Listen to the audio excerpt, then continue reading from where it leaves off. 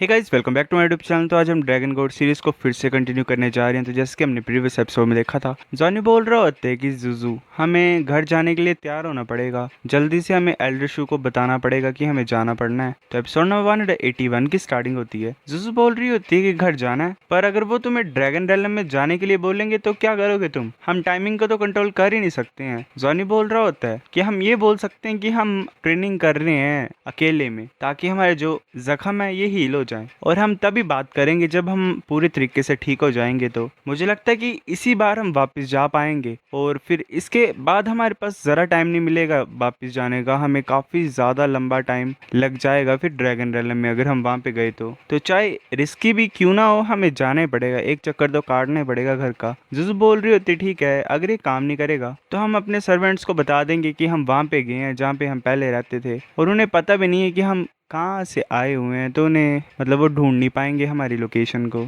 Johnny बोल रहा होता है कि घर जाना मेरे को अच्छा लग रहा है। जो बोल रही होती है हाँ। फिर हमें ड्रैगन राइजिंग प्लेटफॉर्म का सीन दिखाई देता है। वहाँ पे जो फर्स्ट ड्रैगन नाइट होता है वो बीच में खड़ा होता है, और बाकी ड्रैगन नाइट्स ने उसे साइड से घेरा होता है, मतलब बीच में रखा होता है उसे। जो फर्स्ट ड्रैगन नाइट होता है वो बोलता है चलो स्टार्ट करते हैं। जितने बाकी ड्रैगन नाइट्स होते हैं वो अपने हाथ को कट करते हैं और अपने ब्लड को यूज कर रहे होते हैं। फर्स्ट ड्रैगन नाइट सोच रहा होता है कि मेरा जो ब्लड है वो हाईएस्ट लेवल पे है और सबसे ज्यादा एनर्जी है इसमें बाकी ड्रैगन नाइट्स के कंपैरिजन में। अगर कोई फीडबैक आएगी ड्रैगन राइजिंग प्लेटफॉर्म से तो वो सबसे पहले मुझे आएगी। मुझे जरा फर्क नहीं पड़ता है मेरी अगर ब्लड लाइन, मतलब जो ब्लड लाइन है उसमें कुछ भी घाटा हो जाएगा। तो जब से मैं इस कल्टीवेशन पे पहुंचा हूँ इस लेवल पे, तो मैं ये फील कर सकता हूँ कि जो मेरी अभी की कल्टीवेशन लेवल है वो अनस्टेबल है। अगर कम ड्रैगन रेलम की एनर्जी अब्जॉर्ब होगी तो जो पावर है वो चली जाएगी और मैं इंप्रूव नहीं कर पाऊंगा। काफी ज्यादा लंबे टाइम से जो मेरा कल्टीवेशन लेवल है वो नहीं बढ़ पा रहा है। ये इसी वजह से क्योंकि गॉड से नीचे कोई लोअर पोजीशन है ही नहीं। हम super God level power houses अपने खुद के सिस्टम को नहीं बना सकते हैं, और अपनी कल्टीवेशन को मेंटेन करने के लिए हमें बाहर की एनर्जी यूज करनी पड़ती है। हमारी जो उम्र है वो सिर्फ बढ़ ही सकती है, पर हम असली इमोर्टैलिटी को नहीं पा सकते हैं। हम पूरी तरीके से अमर नहीं हो सकते हैं। एक ड्रैगनाइट बोल रहा होता है कि जो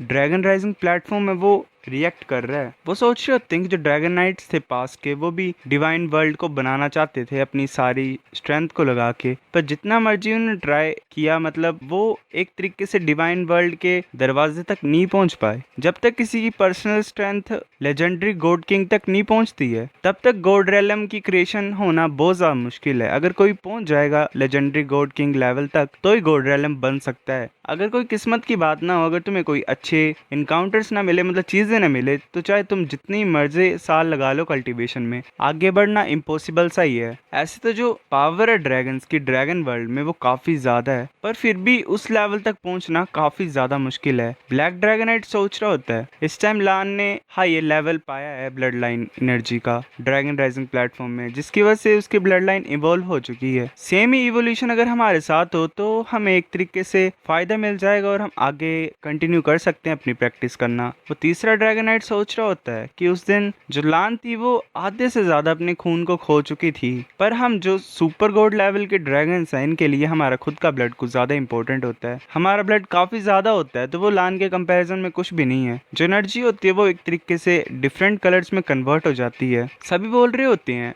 कि जो एफर्ट्स थे वो बेकार में नहीं गए। जो एनर्जी होती है वो फर्स्ट ड्रैगन नाइट के पास जा रही होती है, कलरफुल एनर्जी, और उसे पूरे तरीके से कवर कर रही होती है उसकी बॉडी को। वो बोल रहा होता है मेरे को फीलिंग आ रही है कि मैं कंप्लीटली रिबॉर्न हो गया हूँ, जिससे उनके बाकी सभी हैरान हो जाते हैं। वो बोल रहा होता है कि ये क्लियरली ब्लड लाइन फ्लक्चुएशन है और वो भी मेरे ब्लड लाइन से ज्यादा है। एक और ड्रैगनाइट सोच रहा होता है कि ये एक्सपेक्ट कर सकते हैं ये जो कलरफुल एनर्जी है इसकी ब्लड लाइन से ट्रिगर हुई है और ये आसानी से इसके अंदर अब्जॉर्ब हो रही है बिना किसी रिजेक्शन के, मतलब मना हुए। ये फीलिंग कुछ ज्यादा अच्छी है, मतलब एक तरीके से हम एक्साइटमेंट की फीलिंग पा रहे हैं। फ्रेसिव एनर्जी को अब्जॉर्ब कर रहे होते हैं। फर्स्ट ड्रैगनाइट सोच रहा होता है कि मुझे चक्कर सा आ रहा है, क्या ये रिएक्शन है एक तरीके से कि मैंने काफी ज्यादा अपना खून खो दिया है। मुझे अपने ब्लड के फ्लो को थोड़ा सा रोकना पड़ेगा और अपने बॉडी में उसे घुमाना पड़ेगा, अपने ब्लड को थोड़ा सा और पैदा करना पड़ेगा। जो एनर्जी है ब्लड के अंदर वो मैं दोबारा कल्टीवेट कर सकता हूँ, पर ब्लड लाइन के लेवल को बढ़ाना पास्ट कुछ सालों में भी पॉसिबल नहीं हुआ है। पर आज के रिजल्ट्स ऑब्वियस हैं, फर्क तो पड़ा ही है। वो बोल रहा होता है कि आज के लिए काफी है, हम दोबारा आएंगे यहाँ पे। फिर ऐसे हमें जवानी दिखाई देता है। वो एल्डरशू और बाकी के पास पहुंच जाता है।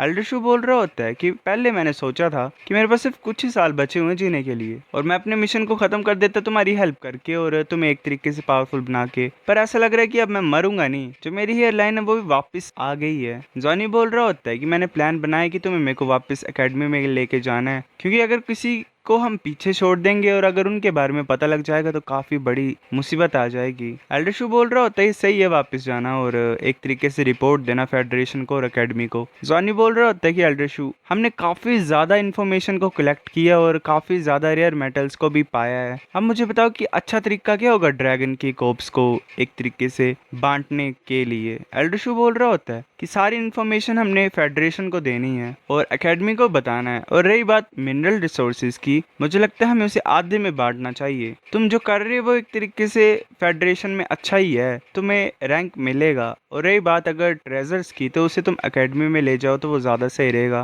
क्योंकि जो मेन रीजन है मेरे को यही चिंता है कि अगर उनको पता लगेगा कि ये जो नेचुरल मटेरियल्स हैं ये फेडरेशन प्रोड्यूस नहीं कर रही है, तो वो ओरिजिनली मतलब डाउट ही करेंगे कि चीजें आई कहां से। एक तरीके से तुम्हारी आइडेंटिटी के ऊपर शक पड़ेगा। और ये बात ड्रैगन्स के कॉप्स की, डेड बॉडी की, तो मैं ये सजेस्ट करता हूँ कि फेडरेशन को मत दो इसे, पर इसे तुम एकेडमी को दो, ताकि तुम सीक्रेटली एक इकोलॉजिकल वॉरशिप को बना सको। जॉनी, जो ये रिसोर्सेज है टैनलोंग स्टार में, ये तुम वापस लेके जा रहे हो एकेडमी में, तो मैं तुम्हें सच बताऊं एक बात, एकेडमी के पास भी इतनी चीजें नहीं होंगी, मतलब जिसके मतलब वो तुम्हें रिवॉर्ड क्या ही दे पाएंगे इतनी चीजों का। जो रिसोर्सेज है इनर कोर्टयार्ड में वो अच्छी हैं, पर वो जरा भी नहीं है, मतलब जो तुम कल्टीवेशन कर रहे हो टैनलोंग स्टार में उसके कंपैरिजन में कुछ भी नहीं है। तुम्हें मेंटली प्रिपेयर होना है उसके लिए। जॉनी बोल रहा होता है कि जो भी मैंने टैनलोंग स्टार में पाया है वो मैंने एक तरीके से चुराया ही है। रही बात एकेडमी की, तो एकेडमी मेरा घर है। अगर मुझे ट्रेनिंग रिसोर्सेज भी नहीं मिलेंगे जो कि मेरे लिए अच्छे हैं एकेडमी में, तो भी मैटर नहीं करता, मुझे फर्क नहीं पड़ता है। और ऊपर से एकेडमी के पास हैं ऐसे रिवॉर्ड जो मुझे काफी ज्यादा पसंद है। वैसे वो रिवॉर्ड्स टांग सेक्ट में है। एल्डरशू बोल रहा होता है कि कौन सा रिवॉर्ड तुम्हें इतना ज्यादा अच्छा लग रहा है और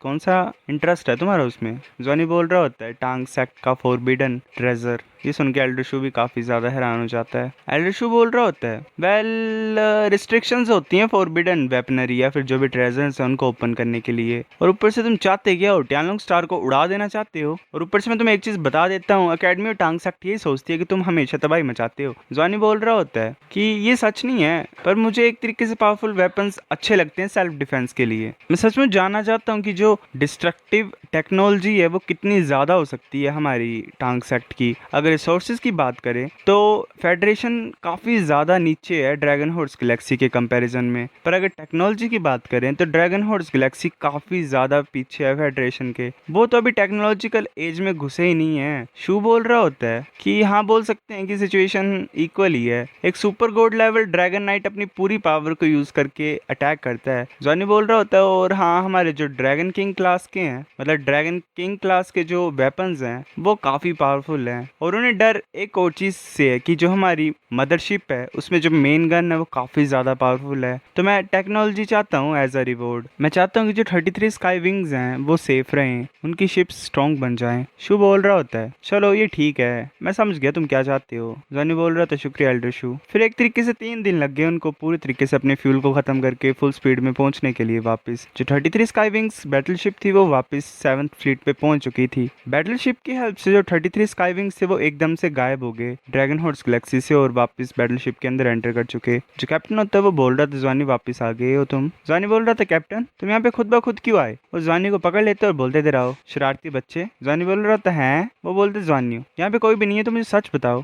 जॉनी बोलता सच क्या बताऊं मैं। वो बोल रहा होता है क्या तुम वो क्रॉस ड्रेसर हो, मतलब जो लड़की बन रहे थे, सच बताना मुझे। जॉनी बोल रहे थे हैं क्या तुम सीरियस हो। कैप्टन बोल रहा होता है कि ज्यादा लंबा टाइम नहीं हुआ है, पर फेडरेशन को एक वीडियो मिली हुई थी सीक्रेट चैनल से जिसमें हमने लड़ाई देखी है टैनलोंग स्टार की। इसने हमें दिखाया था कि 2 वुमेन एक मैन के अगेंस्ट में लड़ रही थी। जो इन्फॉर्मेशन हमें भेजी गई है वो 2 मतलब हाई रैंकिंग ड्रैगन है टैनलोंग स्टार के। जॉनी बोल रहा होता है फेडरेशन के पास वीडियो डाटा भी आ गया ड्रैगन राइजिंग कंपटीशन का, जल्दी न्यूज को ब्लॉक करो, इसे यहाँ वहाँ मत भेजो। अगर कोई मतलब मेरा पता लगा लेगा तो मैं बहुत बड़ी मुसीबत में आ जाऊंगा। कैप्टन बोल रहा होता है कि तुम ये सोच रहे हो कि मैं बेवकूफ हूँ। मैं जैसे ही वीडियो को देखा मैंने कमांडर को बोला कि ब्लॉक कर दो इस वीडियो को और जितनी भी इन्फॉर्मेशन है इससे रिलेटेड, ताकि कोई देख ना पाए इसे और आगे इसे भेजे ना। और जिस भी इंसान ने वीडियो देखी हुई है उन्हें मना किया हुआ कि किसी को बताना नहीं है। और ऊपर से बात वही है कि जो इमेज थी वो ज़्यादा क्लियर नहीं थी और तुमने लड़कियों के कपड़े डाले हुए थे तो ज़्यादा इंसान पता नहीं लगा पाएंगे कि वो तुम ही थे।